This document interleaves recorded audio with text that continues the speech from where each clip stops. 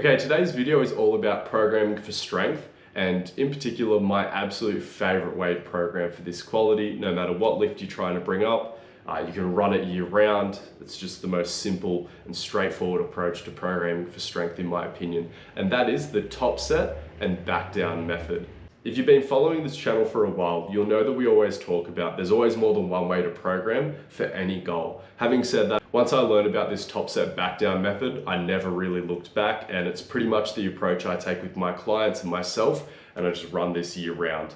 And even though it's a protocol I sort of borrowed from powerlifters, in my opinion, if you're sort of adopting a minimum effective dose approach to your strength training and you're trying to program it concurrently alongside multiple other qualities, this is absolutely the gold standard method in my opinion. Just a quick reminder, if you are interested in learning about our approach to programming for strength, Olympic lifts, plyometrics, high speed running, as well as building your gas tank, you can check out our GPP level 1 course, which is linked down below. Alright, so what even is the top set and back down method? Well, there's a few different ways you can do it, and it is pretty flexible at the end of the day, but the basics of it is you start your workout with your top set. Typically speaking, this is anywhere between 1 and 3 reps, but if you really wanted to, you can go higher reps than that. It's stereotypically done anywhere between 2 and 4 reps in reserve. The main goals with this initial top set is we're getting some skill practice in, because when it comes to expressing strength or programming for strength, there's a few different ways we can improve strength. It's, bigger, stronger muscles. It's also this skill and this execution and this specificity thing. So this top set, it's really, really good for exposing us to the specific skills we need to express strength in whatever lift we're trying to improve. The other really cool aspect of this top set is it gives us a great gauge of our daily readiness before we go into our back down work. So typically when we're prescribing strength training, our coach will sit there either at the start of the week or at the start of the block and try to decide how hard we should be training on any given day throughout the program. Having said that, it's really hard for a coach to predict what sort of shape you're going to be on any given day, especially as it starts to get further and further into the future. So with this top set method, before we go into our back down sets, we have a great idea of how we're feeling and performing that day before we select our loads for our back down work. Okay, then when it comes to your back down sets, people are doing anywhere between 2 to 4 of these, typically, depending on how much quality work they think that they need to do to progress. Typically these back down sets are done with a higher proximity to failure because there's other physiological adaptations that we're seeking. We are looking for a little bit more of a hypertrophy stimulus. We're not just looking for that pure skills practice like we did with that top set. So an example of a top set and then back down method prescription that you could use, for example, let's say you're doing a squat workout, maybe you have your top set, which is prescribed 1 by 1, at 3 reps in reserve or RPE 7, and then you have your back down sets, which might be 3 sets of 3 at RPE 8 or only 2 reps in reserve. So that top set, we're getting some great skills practice in, but it's not at such a high intensity that it's going to take down from our back down work. Or a lot of people are hesitant about the idea of doing regular singles, especially with strength training, and I think it's because of this association with programming heavy singles at an extremely high intensity. There's nothing wrong with doing singles year round. You've just got to keep your intensity in check and leave some reps in reserve. And I'd actually say it's really beneficial to do this because you get so much specific practice. I mean, if you're trying to bring up your 1RM, you should probably have some singles in the program. In my opinion, it's one of the biggest oversights of majority of strength training. We have so many coaches trying to bring up their clients 1RM and they don't even let them have any singles until the back 4 weeks of the program. So again, you can have singles year round if you're responsible with your load selection. And then you get this secondary benefit of all your rep work. You've got this really, really good load prescription system where you're testing out your daily readiness before you pick your weights for your back down sets where the real work's done. So on average, the way I typically program this, they'll get 2 exposures per lift per week to this top set back down method. I will still try to have one of those days being a little bit harder than the other. So we've got this medium and a hard day, or a moderate and a hard day. This does change based on the lift, or probably more based on the individual. Stereotypically for something like bench press, for example, I might prescribe a higher frequency. Stereotypically for something like deadlifts, maybe we'll only be doing it once a week. Once you've got a starting prescription for your top set and your back down method, and you've decided how many times per week you're going to do these workouts, how do we manage these week to week to make sure that we're making progress over time?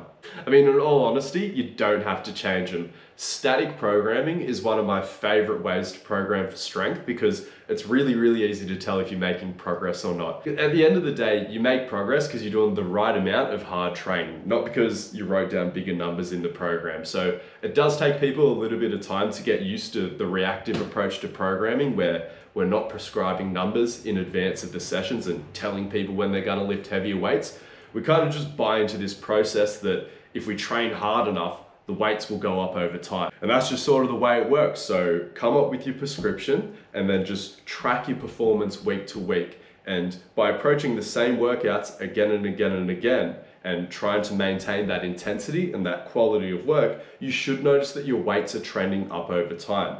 Both those top sets and then the weights you're able to move in those back down sets. If you've been running the same prescription for a number of weeks and you feel like you're plateauing or you're just not making any progress, then we need a little bit of a troubleshooting method. And ultimately it's as simple as you either need to work a little bit harder or you need to take it a little bit easier. Or I'll give you a third option. Maybe you need to address some of your externals. If you've got a lot of life stress going on or you're not sleeping well, you shouldn't really expect to be getting that much stronger. So if you've checked off and you're managing all your external factors, then it's just about playing with that dose of training. And the general heuristic is if you feel like crap, do a little bit less, because if you're not making progress and you feel like crap, probably training too much or doing too much at a high intensity. If you feel good, then just try to do a little bit more work, whether that's upping the intensity of your sets or prescribing a few more back down sets. Or if you feel like you're really undershooting the total workload, adding to the frequency and going from 1 exposure a week to 2 or from 2 exposures a week to 3. You can literally run this setup for the rest of your life. There's no like, oh, I've got to do me volume phase or I've got to do me hypertrophy phase. And then when you actually start getting some momentum with this structure, there's no like, all right, time to shift to the peaking block so I can get some specific practice in, because you've been getting that specific practice in the whole time. It doesn't get any better. The one thing that you may need to entertain to peak is flipping around the intensity a little bit. So in those last couple of weeks when you're really trying to push towards a PR for your heavy single, you might want to start having your top set being a little bit more intense than the back down sets. These back down sets as well are probably generating a decent amount of fatigue at this point, and they could be masking some of that top end strength. So as you're approaching the weeks where you want to try and go for that really big PR, you can start to pull back on either the amount or probably more likely just the intensity of those back down sets and start to put a little bit more focus and a little bit more emphasis on the top sets. It's also around this time that you might attenuate those top sets to be more specific, and again, only doing singles for your top sets rather than doing doubles or triples. And again, if you feel like you need that specificity and practice in your back down sets, you have that lever to pull there as well. But again, for a lot of people, I find that they can get enough practice in just by making the top set singles at a decent intensity. There's no need to orient the entire prescription around that absolute 1 RM strength. Much more likely to be doing doubles and triples for those back down sets versus sets of 5s and things like that we might be doing in the earlier stages of the program. And so in my opinion, this is a really good way of like embodying aspects of block periodization, but without any of the drawbacks. So again, in block periodization, typically we'll go from like this general work capacity or hypertrophy oriented block into more of this middle zone, and then try to peak the athlete by bringing in all that specific work towards the end of the program. In reality, there's absolutely no reason to polarize your approach to training this much by going all in on hypertrophy and then peaking yourself by introducing strength. You can be running those qualities concurrently over the top of one another.